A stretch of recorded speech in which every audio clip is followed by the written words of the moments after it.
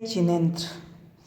आचार्य भगवान उमा स्वामी जी महाराज 9वें अध्याय के 20वें सूत्र में अभ्यंतर तप बता रहे हैं।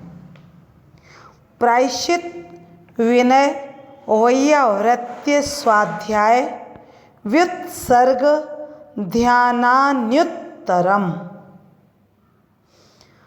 प्रायश्चित, विनय, वैयावृत्ति, स्वाध्याय, व्युत्सर्ग और ध्यान, ये 6 प्रकार के अभ्यंतर तप हैं।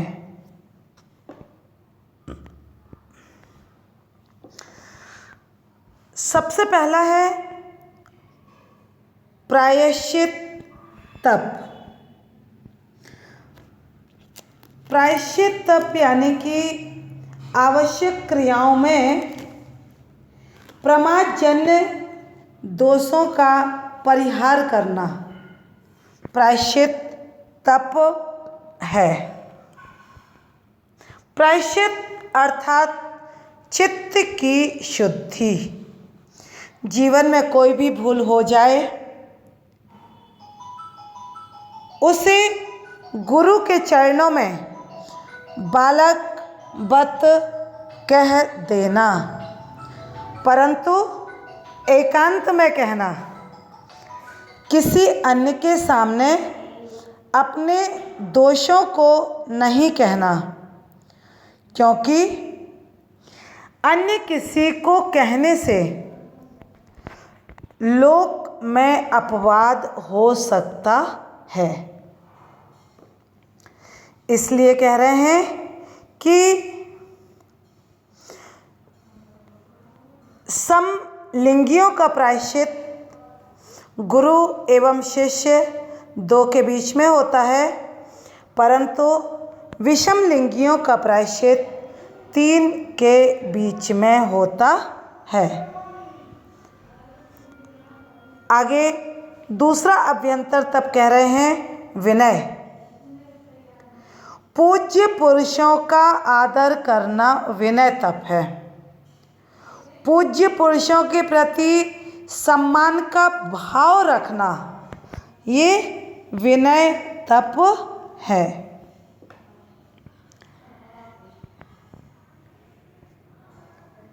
हम कितने भी महान हो जाएं, कितने ही बड़े हो जाएं, परंतु पूज्यों के प्रति विनय भाव का अभाव हमारे अंदर नहीं होना चाहिए।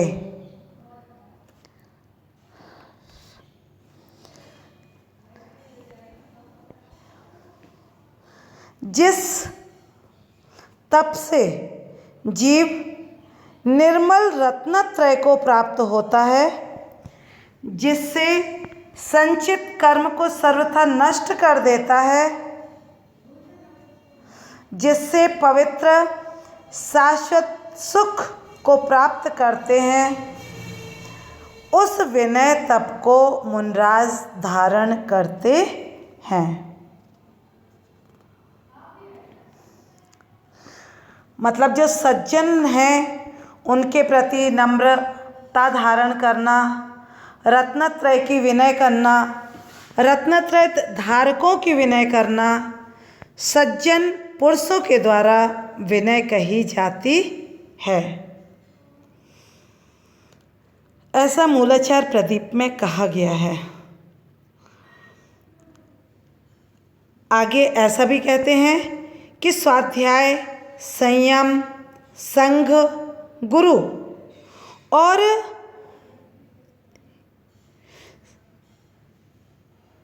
इनको दान मान आदि से संतुष्ट करने एवं उनके आदर सत्कार करने को आत्म तत्व के वेत्ता आचार्य भगवान विनय कहते हैं। आगे बात कह रहे हैं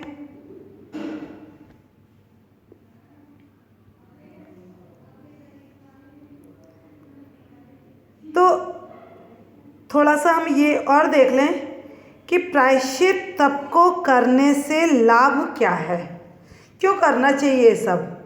किसी को दिखते तो है नहीं है ये अंतरंग तप, लेकिन इनसे फ़ायदा क्या है, लाभ क्या है, इसे भी हम देखें कि एक तो प्रायश्चित करने से दोषों का शोधन होता है, मतलब हमारे द्वारा हुए दोष समाप्त हो जाते हैं। और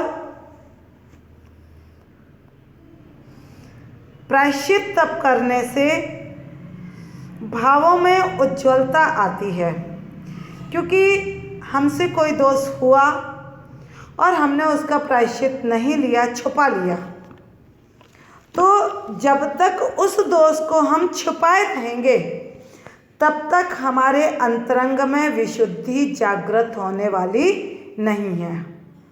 लेकिन जब हम उस अपनी गलती का प्रायश्चित ले चुकते हैं और जो प्रायश्चित मिलता है उसका पालन करते हैं, तो अंतरंग में विशुद्धि जागृत होती है। दूसरा तप हमने देखा था विनय वाला। तो विनय तप करने से एक तो ज्ञान की प्राप्ति होती है, आचार की विशुद्धता होती है एवं सम्यक आराधना की सिद्धि होती है। ऐसे विनय के 4 भेद कहे गए हैं, प्रायश्चित के 9 भेद कहे गए हैं। तीसरी बात आती है वैयावृत्ति तप। त्यागियों की निर्दोष सेवा करना वैयावृत्ति तप है। जो मुनि उपसर्ग से पीड़ित हैं, बुढ़ापे आदि के कारण जिनकी काया क्षीण हो गई है, जो अपनी पूजा प्रतिष्ठा की अपेक्षा न करके उन मुनियों का उपकार करता है, उसके वैयावृत्ति तप होता है। विशुद्ध उपयोग से युक्त हुआ जो मुनि सम दम भाव रूप अपने आत्मस्वरूप में प्रयत्न करते हैं और लोक व्यवहार से विरक्त रहते हैं, उनके वैयावृत्ति तप है। आगे इससे क्या होता है, वैयावृत्ति करने से इसके हम लाभ देखें तो समाधि की प्राप्ति होती है। जो जीव दूसरे जीवों की वैयावृत्ति करता है, उनकी साधना में सहयोगी बनता है, उनकी साधना में निमित्त बनता है, उसको स्वयं समाधि की प्राप्ति होती है।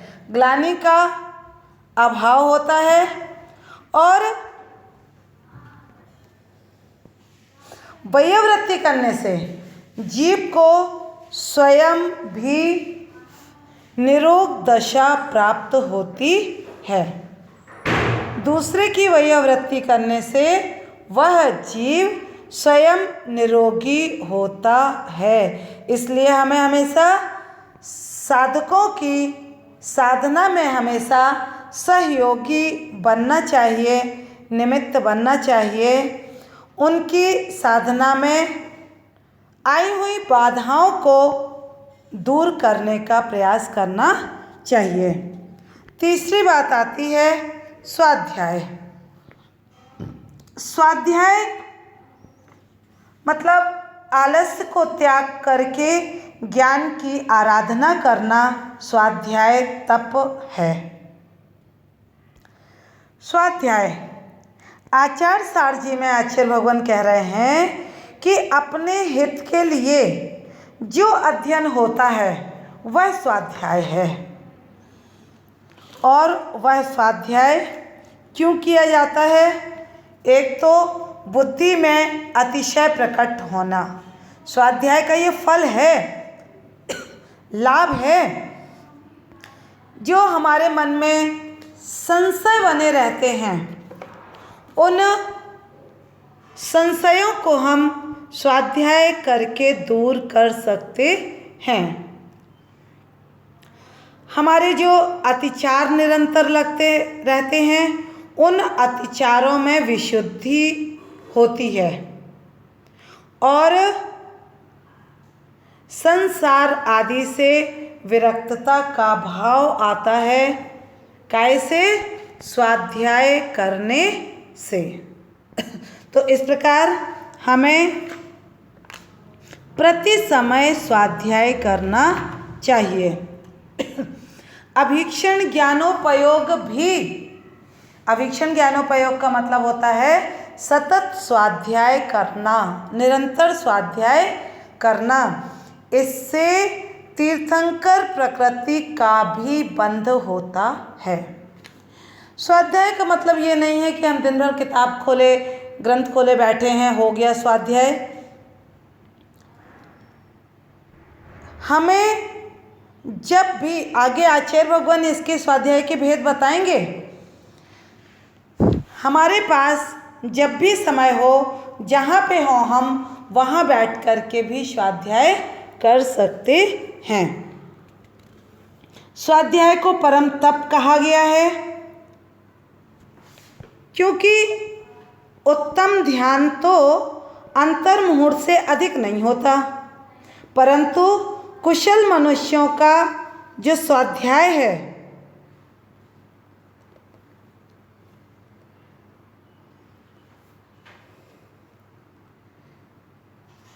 वह हमेशा पापों की निर्जरा कराने वाला होता है। और स्वाध्याय के समय मन समीचीन अर्थ में, वचन उच्चारण में, नेत्र अक्षर पर और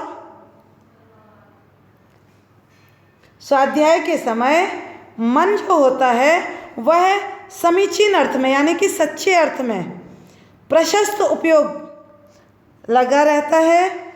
वचन उच्चारण में नेत्र हमारे जो हैं वो अक्षरों पर लगे होते हैं और कान उन अक्षरों को सुनने में लीन रहते हैं। अन्य नासिका और स्पर्शन ये दो इंद्रियां भी निष्क्रिय रहती हैं। अतः स्वाध्याय में अधिक एकाग्रता होती है। इसलिए स्वाध्याय को आचार्य सर ग्रंथ में परम तप कहा गया है। और परम तप है और तप से कर्मों की निर्जरा होती है, इसलिए स्वाध्याय कर्मों की निर्जरा का भी हेतु है।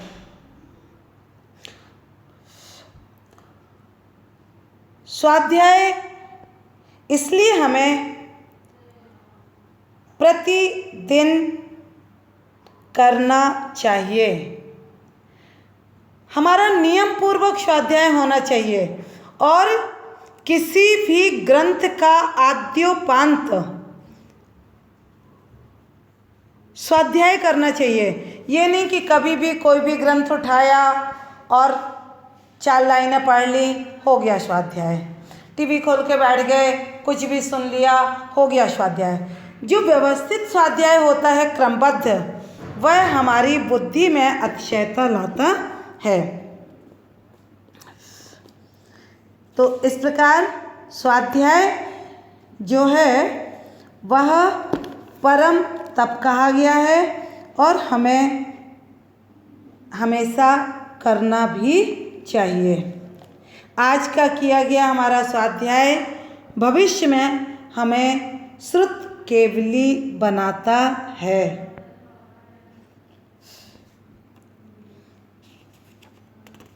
और श्रुत को सुनने से भी असंख्यात गुणी कर्म की निर्जरा होती है। आगे बात आती है व्युत्सर्ग। व्युत्सर्ग का मतलब होता है कि शरीर से ममत्व तथा बाह्य अभ्यंतर परिग्रह का त्याग करना व्युत्सर्ग तप है। ममता का परित्याग करना व्युत्सर्ग तप है। आगे बात कह रहे हैं ध्यान। ध्यान जो होता है वह चित्त की चंचलता का त्याग ध्यान है। यह चित्त की चंचलता को रोककर उसे किसी एक पदार्थ के चिंतवन में लगाना ध्यान तप है। चित्त के विक्षेप का त्याग करना ध्यान तप है। और इस ध्यान तप को अभ्यंतर तप कहते हैं। अभ्यंतर तपों में आता है ध्यान का नाम। मन का नियमन करने वाला होने से इसे अभ्यंतर तप कहते हैं।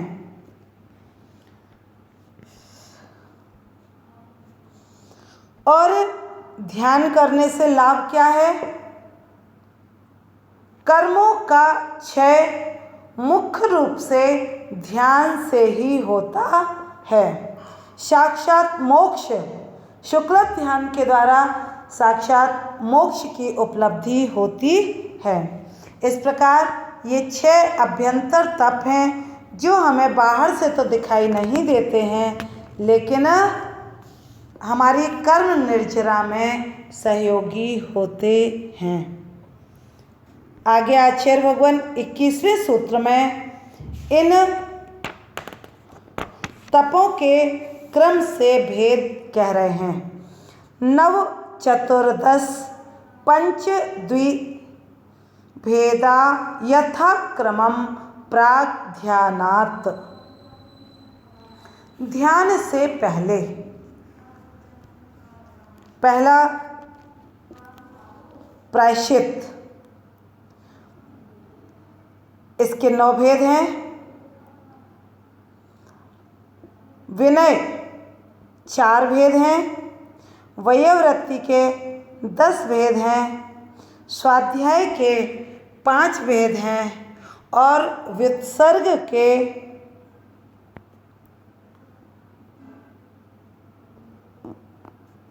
2 भेद हैं।